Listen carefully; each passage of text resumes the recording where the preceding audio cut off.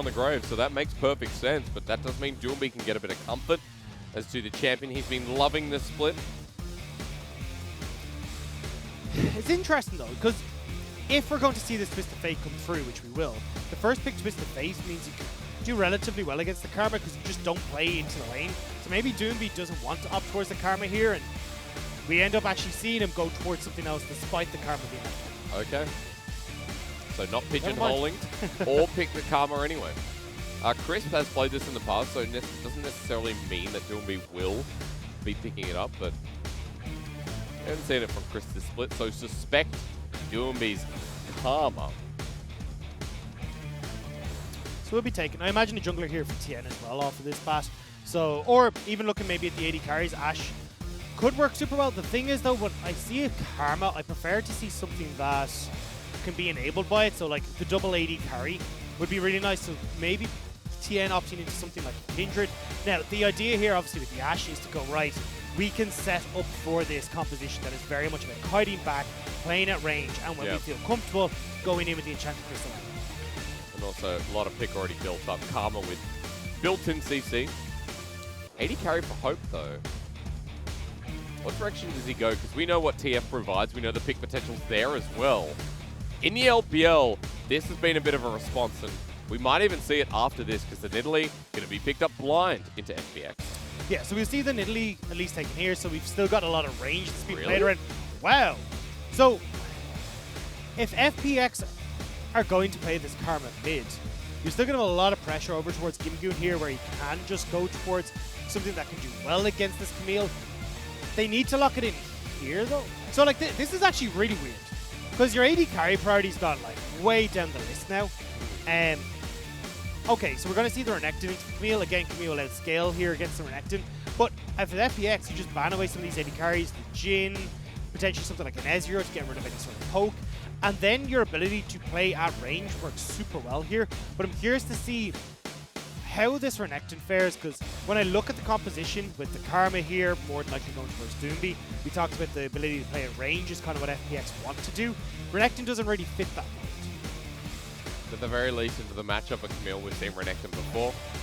The ability to stun the hookshot, wall shot, which is part of the engage tool. So Gimgoon given a fighting chance here in this final game. You're right, draft has become curious. The 80 carry priorities dropped. We've lost the Kalista. More than likely Ezreal, I'd imagine here as well. I'd be super interested as to what Hope will get. Now, does he just opt in for a Jhin? Because his Varus is Potential gone. to go Kai'Sa and go towards a dive comp with the where you basically have this setup come through from Scout, which enables both the dive from Xiaoshang, from JJ, and then Hope on a Kai'Sa. But you do a really poor job against this Ashe lane, which does make it a little bit more difficult. There is also the Xayah that we've seen kind of start to creep back into the very fringes as we start to make our way down the list, and could do pretty well here as well. Decent amount of wave clear means you can play this 1-3-1 style very well. We'll have to see what the idea is for EDG. Okay. To simulate the dive, Kai'Sa being looked at. Now, a lot of questions. I'm glad we got a fun draft. Kai'Sa going to get locked in. You know what the funniest thing is? I'm looking at FPX. I'm like, okay, Karma made Nautilus bot. I'm like, is it though? Yeah. Is it? I know. That's the worst FPX. part. I mean, the thing is, like, Gimgoon in the past has been a player who would pick, like, a Karma top 2. So that's the biggest issue, is, like, not everything is set in stone for FPX, and it's not just Doomby's fault. While we still need a support for EDG. Mako's played this before, and he will lock in the set support. So there you go. There's the full-on dive squad by EDG. Ability to snowball the hell out of this game, and you want a double 80 carry, you got it. And that's what we were talking about is, look, now you've got Kindred who's super well enabled by this composition that EDG have, because, hey, look, the 1-2 punch that you have with the stun card into everyone Paul dive on towards whoever's the unfortunate saw it on FPX who has been caught out.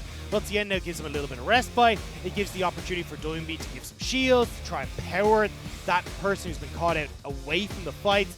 LWX can be in a really good spot as well. And Gimgoon is massively enabled on this Renekton as well because everyone's diving in on top of him. So this is very much going to come down to, once again, who can get ahead. If FPX are in a position where they're able to find some of these early fights through the Karma and the Ash pressure alongside that Kindred. They can look great around these objectives and take very quickly control of this game. Otherwise, we're looking at the late game scaling once again of this Camille, where you've got a lot of pressure that can come through the side lane with this Twisted Fate for Scout. Also note the Kaiser adds into that as well. FPX, a team who, as of recently, have been back and forth. And, you know, folks, I understand our audience will be also coming from the LCK shortly. And they'll be looking at this being like, what the hell? There's a Kaiser in the LPL. A champion that's been coming back as we go down the 80 carry pools. Kaiser's being looked at again more and more seriously. You know, Jin, I actually expected might actually make an appearance here as well, but full-on dive squad from EDG. Global pressure from Scout to dictate the game alongside JJ while Doomby in his supportive role. How can he boost up Tien and LWX? EDG need this win more than ever. 4-7 from the team that always makes playoffs. EDG have never since their inception in 2014 spring, missed playoffs in the LPL. And this is the chance for FPX to shut them up and show them that they are the new guard, a new rising legacy, one that won Worlds in 2019. And with a win here, FPX would be 7-6. Much like G2 of Europe, you know, at the moment, much like, I guess, T1, who's kind of outside the cusp of playoffs as well. They're not at the tippy top. FPX are the same. The only team that remains the same is Cloud9, actually. Yeah. But everyone else is falling to new lows, having to rise up yet again. Well, Xiaoshang's back on the Camille. What we saw in game number 1 was an absolute dominance over Gimgoon, but Gimgoon has opted into a much better matchup this time around. Will not be on the Wukong, instead the Renekton. And what else? Halo Blades, actually, from Hope, as we've seen a lot of in 2019. I'll be curious to see what build we see come through from Hope, though, because we have seen that new Essence Reavers. Well, sorry. It's sorry, you start off with the Serrated Dirk. That's sorry, it. yes. Yep. Serrated Dirk into Essence Reaver, into the Nashor's Tooth build, which has become a little bit more popular.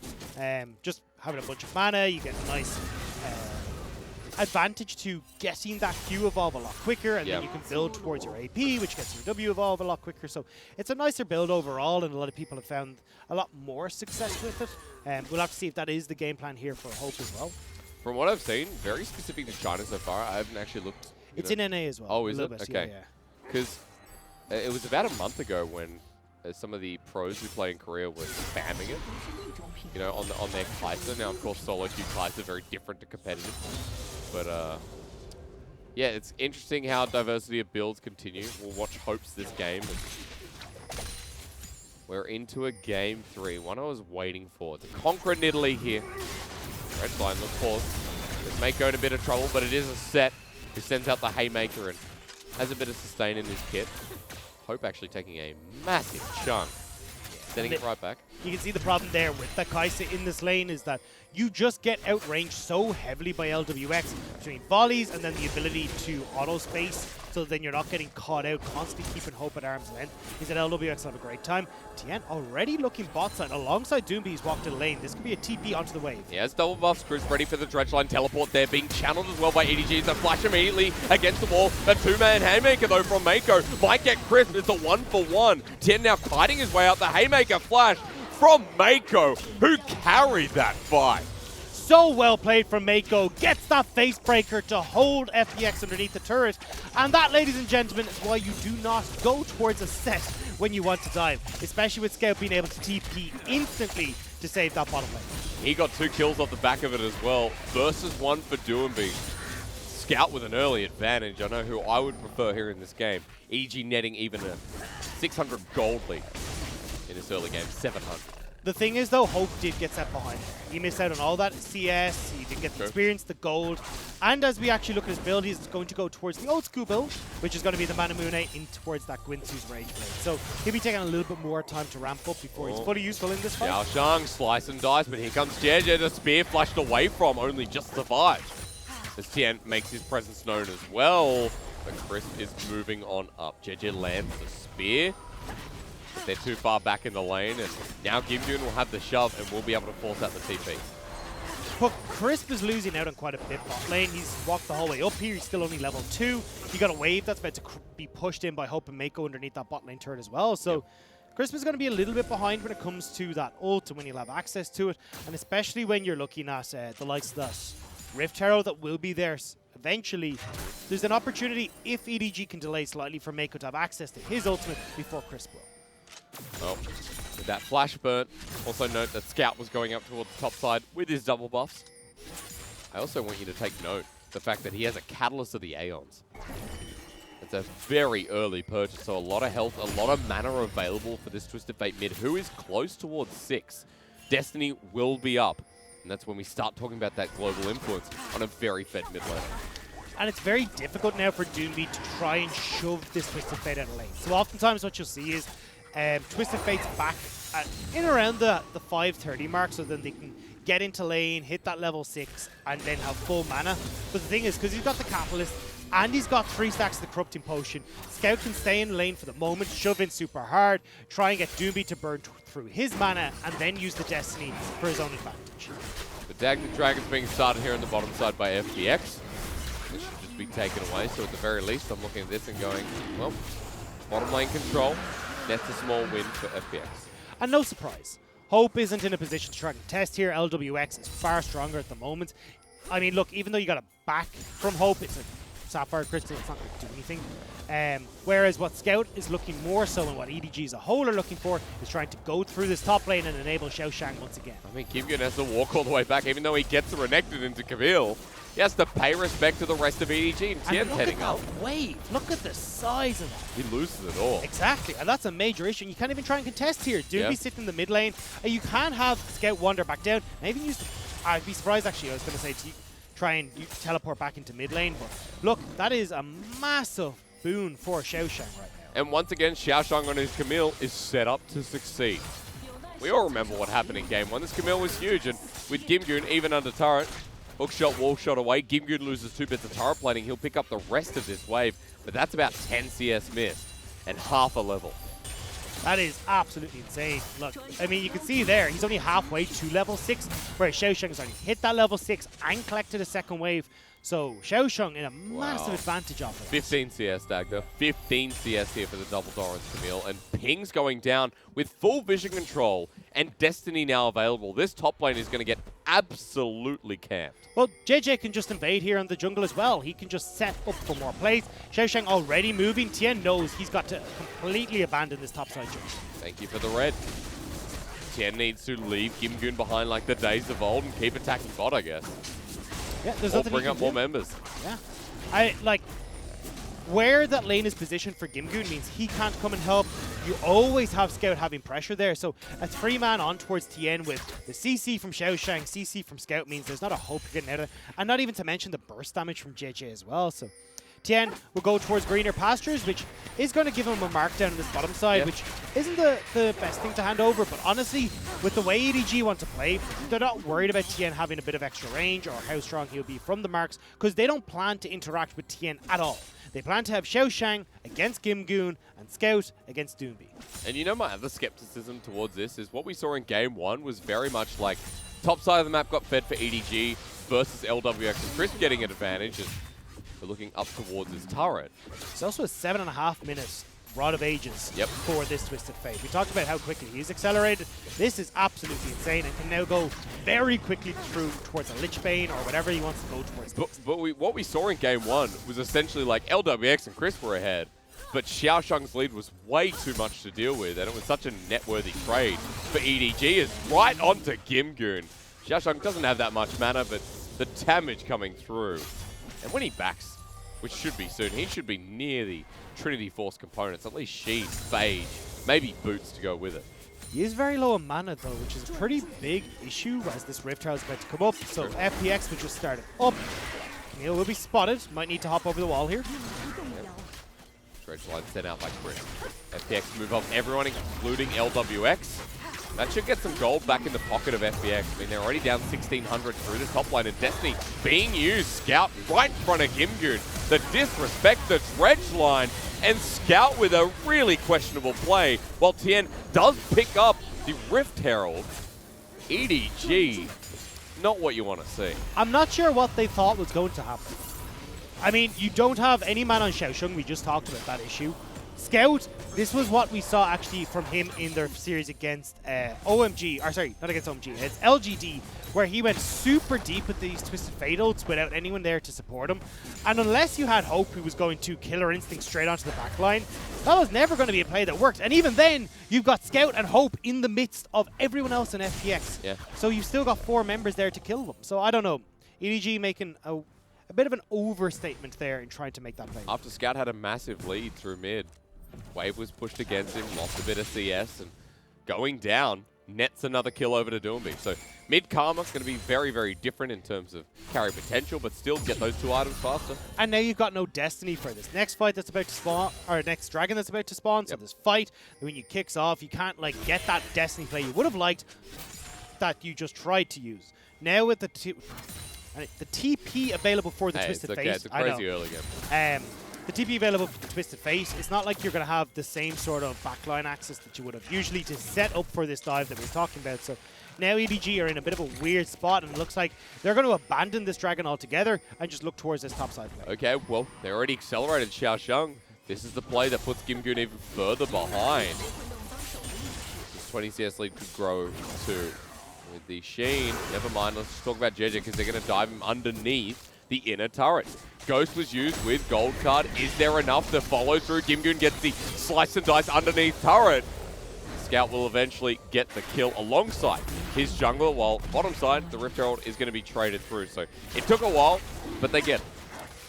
And you can see the game plan here. FPX get LWX ahead. EDG are all in on the Xiaosheng hype train. But obviously you've got this now Rift Tower that looks like it's about to take a second turn in this bottom lane because they've already rotated Hope towards mid. So 2 towers for FPX, which is a pretty reasonable trade, especially when you're looking at FPX. They want to force as many early gold leads as possible.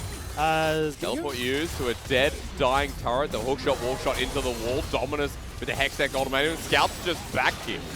Gimgoon sending the love.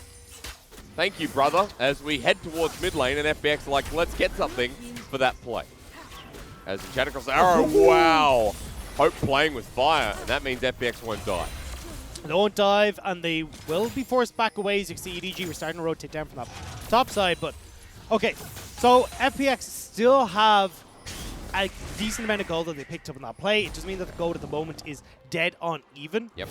But it's where that gold is situated, right? Because on EDG, it's all in on Xiaosheng, because he's the one with the massive CS lead. He's the one that's already got the Sheen, a bunch of those turret plates, and on Scout, as you said.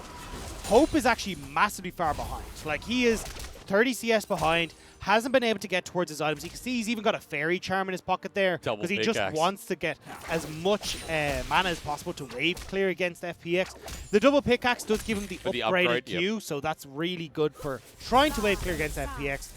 But right now, like, this is very much a case of how heavily can EDG play through Xiaosheng in a side lane before FPX just pull the trigger. Trinity Force now picked up here for the Camille. And yeah, as you mentioned, double pickaxe for the upgrade, but it kind of shows you because what we've seen in the past is straight to the Manamune or the tier. He sold it. Well, he sold that Sapphire Crystal anyway. Like, he's desperately just trying to get as much, well, AD as he can to upgrade his Q.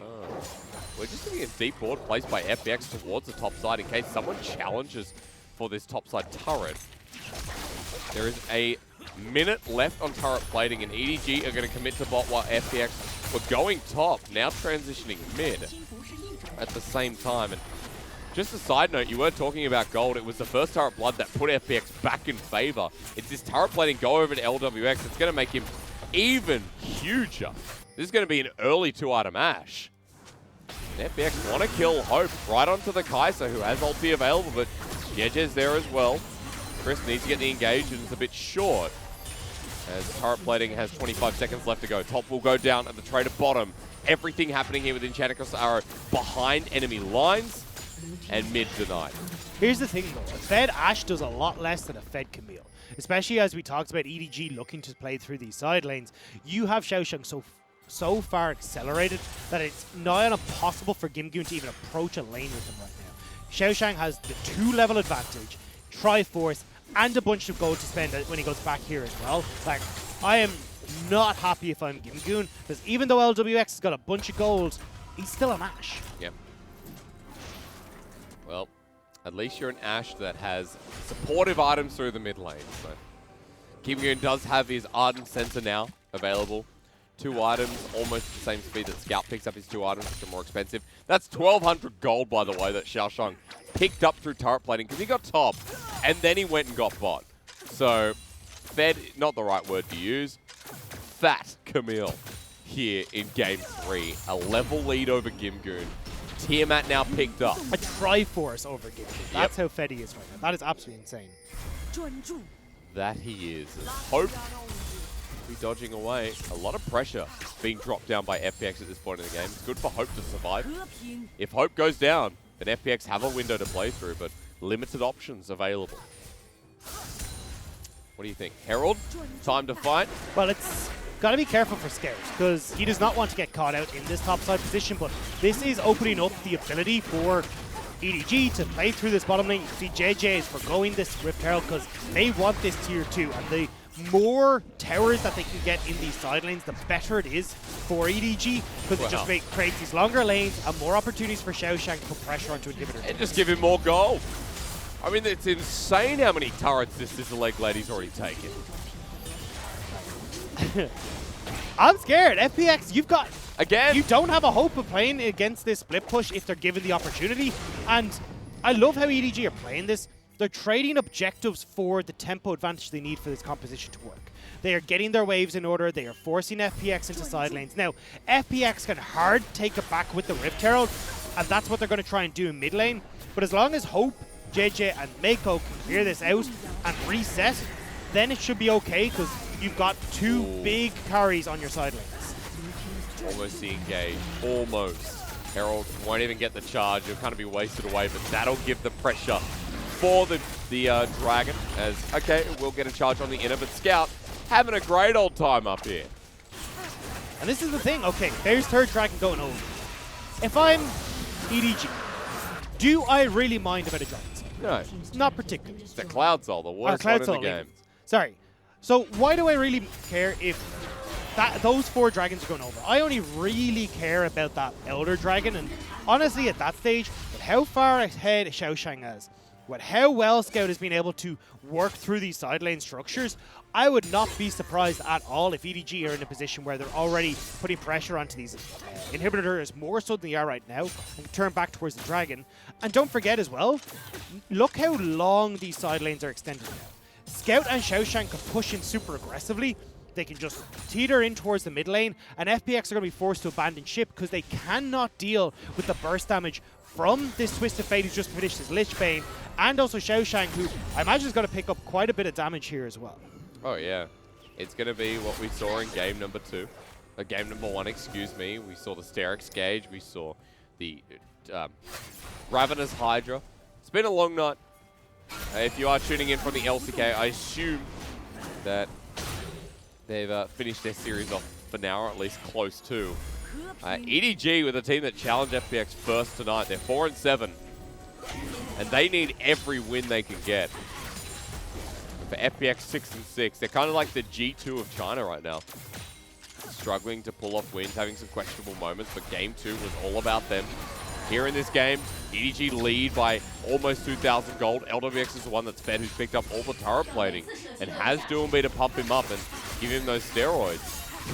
Mako's not in a position here to try and hold on. Hang on, there's no turret here. Into the ulti. Destiny behind him as well. With that Hextech ultimatum, a great flash from Doomby. That's hard to hit. With the Cloud Rift, he'll get a bit of movement speed and he'll survive. But there's the threat. Now FPX want to fight back. And Chat across the arrow, nailed down the teleport, burnt in the brush. Gimgoon's not going to get there in time. And Scout gets out. And look at what you've just done. You forced FPX right the way back. They were about to put pressure on towards an inhibitor for themselves. And that's the advantages of this 0-3-2 that you can pull out of nowhere from EDG. And now it's given a little bit of time here for EDG to get their mid wave back in order, set up again for this next play. And although you don't have Xiaoshang's TP, which is a little bit upsetting, you can still just play super hard through these side lanes. I think Xiaoshang's like, whatever, I'm going to push a wave anyway. And he can always push towards the side of the Dragon. Baron also will be coming up in a minute. FPX have just lost almost all their inner turrets, bar the mid lane. Been a very heavily paced game by EDG. Kind of showing us that this team is not giving up. Dagda, we've got a very late Rod of Ages, by the way, from JJ. I feel like at that point you probably just go towards the Zonyas, but okay. Fair enough. Yeah, kind of agree with you there, or even towards the teams in Holy Grail, just trying to keep people topped up. But yeah, look, at this stage, JJ is trying to make himself as tanky as possible, because you know that what FPX are going to try and do is shove outside lanes and hard focus on these mid lane pushes, but not really going to have an opportunity to do so just yet. I love the threat that's involved here from Xiaoshang. Gimgoon sees him, backs all the way off. There's still that level discrepancy that we saw earlier in the game. Gimgoon with the all-in. He's got a bit of backup coming down, and Chana Crystal Arrow is available. Now into Dominus to turn the play. The hook shot, wall shot interrupted. That's the matchup with the flash away from the Ashe. Ulti might keep him safe. Jeje nearby as well on that flash. Saved his life. Just about, and that is both summoner spells down for Xiaoshang now, as this dragon is about to spawn, so we won't expect any crazy Camille plays like we saw in game number 1. Scout, though, has this full lane to himself on the top side, and Gimgoon will be forced to go and deal with that right now. Things going down. He will be the one to match top. Gimgoon even backing as well. King's getting spammed. 2 people actually received that wave. Interesting. 45 seconds to the Ocean Soul. Sorry, Cloud Soul. Cloud Soul truly is the worst soul.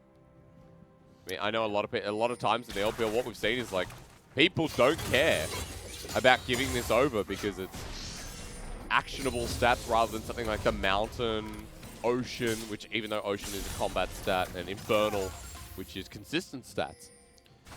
Yeah, the Cloud Dragons in general are nice for guys like Twisted Face and stuff like that, where you can get that reduced Destiny cooldown, but I don't think it's a major issue here for EDG, but it looks like they want to go for this.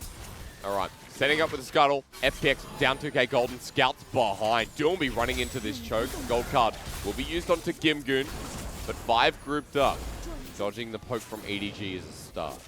You don't have any cleanse, you don't have any sort of QSS here for the members of EDG, so you need to be careful. Destiny used on the other side, but there's a ward there that'll spot Scout out. Flash forward here from Crisp. He gets the engage in Chana Crystal Arrow, a 2-man knockup. Xiaoshang's in on the flank as Hope. Ulti's in, but the Lamb's Respite keeps them topped up. Remember, Doomby shielding is going to be important, but Mako, yet again, pulls them all in. LPX needs to die, though, and Xiaoshang's the person to do it. He's on blinking health bars, and Gimgoon finally gets his revenge. Jeje to poke down, and wow, that was on a blink for that whole fight. As Scout and Jeje off to the wing. They don't have Smite. Scout nor Flash. Oh, he stole it! And he stole it with a Q! Okay, headsets off for a second. Look, there was no jungler there. There was nothing they could do. The spear and that Q was enough damage, and combined, there's very little that FPX is able to respond to. All right. And that fight was on a knife's edge. If you watch the way this was playing out, so JJ flashes and actually sacrifices Hope there in this situation. Honestly, I kind of prefer it here. Hope doesn't have damage. He's got nothing to do. Then you get the double dive onto LWX. Fantastic play here from Tien, though, to get this Lamb's Respite up. Make sure that the Ashe can't go down. The big carry that FPX has set up in this game. And from that point forward, Gimgoon is enabled in this fight, getting the CC off, getting a bunch of heals, and providing that front line that FPX They stopped it. They're, trying to poke them away, but 1, 2. No! Oh, that's such a feels bad. Well, next one then is Teleport's burnt. Let's fight in front of an objective this time. This is a big one. Xiaoshang doesn't have his TP, so this will be a 4 versus 5 for the moment. Mako trying to get into position here for a big showstopper. Dagda Destiny's not available behind the pit here. Yeah. Shield given over to Gimgoon. Baron is paused. Jeje, the engage missed. Chris trying to get the dredge line that could end all. As running into Scout, he's on the wrong side of Summoner's Rift. He used his Destiny. He's going to pass by mid. Ghost was used by Doomby. Remember, movement speed is such a bonus for FPX. They can go back to Baron, they can keep pushing mid because EDG is scattered. It's a win for EDG though. They got the mid lane tower. They still have the TP on Xiaoshang who can move down towards his bottom side. But as he said, FPX turning back. Mako has been hidden this entire time. Now he's got the showstopper. Baron is now blind though. Control wards in the pit. Will be spotted out. Mako, as you mentioned, behind them. X-Flash is available. Teleport being burnt towards the top side. Scout walking in. FPX finding a position. And Chanakosara dodged away from. And that engage tool now down. But every time the FPX go for this, they're getting lower and lower. Game3 taking a bit of damage. And EDG are just playing spread out, making sure that there's no way for FPX to engage. Although Mako caught out on the wrong side of this. Yeah, and Game3 knows that walking right into this set. Mako around the corner. This is not going to matter either way because Mako will die here. It's just about what EDG can do to set up for his death. And this was a good flanking angle. But now, yeah, they're just going to leave him. Doomby's going to get the kill. And Mako's down for 30 seconds. Now back to the Baron pit, but EDG have started getting control, clearing out some of the vision themselves. It's not only that they have control of the pit, they've also got control of these side waves. Scout with the Lich Bane can do some serious damage to this bottom lane structure as FPX start this up. Destiny being used, that's going to give vision of all. Xiaoshang is up top in the wave. Scout's going to keep going though, so FPX are going to have to take this down super quick. Scout just holds closer towards the turret. Xiaoshang is continuing as well. Jeje aiming for the steal, but Baron's going to be given over for an inhibitor turret. That's only just going to get taken. Scout now has to leave, but no inhibitor for the Baron of FPX. Xiaoshang will take another turn on the way out though, so overall, we'll have to see how much use FPX get out of this Baron, which might be a little bit tough, especially with where the waves are positioned right now. It does give them control for this Dragon Soul coming up though, which is fantastic for FPX, who want to try and push towards an Elder to force EDG to fight them. The Colonel, bit confused by this one. Dagda, he's thinking, oh, EDG?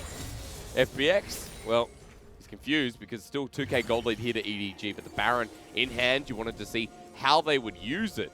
Doomby gets a shove out in top side. FPX group is 4, but Doomby needs to be near in case anything breaks out, especially with how dangerous Scout can be when he has that Destiny available. Doomby's the one that props up LWX, who now has a GA. Doomby, the person who went Banshee's 3rd, and will be going Rabadon's next. FPX though sieging up underneath this turret, and you do have Scout here who's got decent wave clear, but he's not in a position. He's actually going for the TP in behind them. He is. Scout on the rear. Doomby will be the one to spot him out with a control ward by FPX. Inhibitor now exposed. Scout ghosts away. Just in time. Unsealed Spellbook, of course, is what he's taken. But Dagda, it's Cloud Soul time yet again. Yeah, and you can see EDG now clearing out the waves, trying to get control back in these side lanes. You don't have TP for Xiaoshang. He's on the far side of the map. So as far as EDG are concerned, they are not fighting for this. They are going to give over Cloud Soul and see if they can instead shove out these lanes, make it far more difficult for FPX to have control of this map after this objective is off the board. Destiny being used. Gets vision. FPX skirting around the objective. The ping's getting smashed down by EDG. Oh, thank you. Not a second time. I don't think I can handle it. Cloud Soul given over. Baron enhanced read calls. And the shove is all they get. Well, we continue. Dagda, this is going the mile. This is going the long L mile. 48 seconds on that Baron buff though. So FPX, this is their last play. It's over. They're not going to be able to use this Baron buff. Instead, we're going to be looking at the next one that spawns in 3 minutes. But that gives a lot of time for EDG to work with the plays. Scout will have his Destiny back up in a few moments. Waves are trying to be shoved out by FPX so that then EDG can't be off to a good start. But honestly, with Xiaoshang hitting this bottom wave, they should be in relatively okay shape. Okay. FPX are trying to force this mid lane, though, to try and have EDG react. But you know what this is doing? The waves channeling in, EDG receiving them all. There's 4 out of 5 people with bounties when they're getting pushed for an inhibitor. You just see how much EDG have been farming up as Baron minions pulling in. FPX are like, let's end. The side laners are still there. One Nexus turret goes down. This is going from bad to worse. All of a sudden, 0 to hero as Kim-Kun gets Mako. Now on the Nexus turret. What an anticlimactic near ending as Xiaoshang jumps on in. He'll be burnt down, pulled back in. FPX are like, we call you bluff. Easy clap. to end this series as Hope with the carry onto LWX. The Lambs respite's late, but never mind, it's enough. FPX don't deal with your crap. They just run it down mid. Why didn't they back? EDG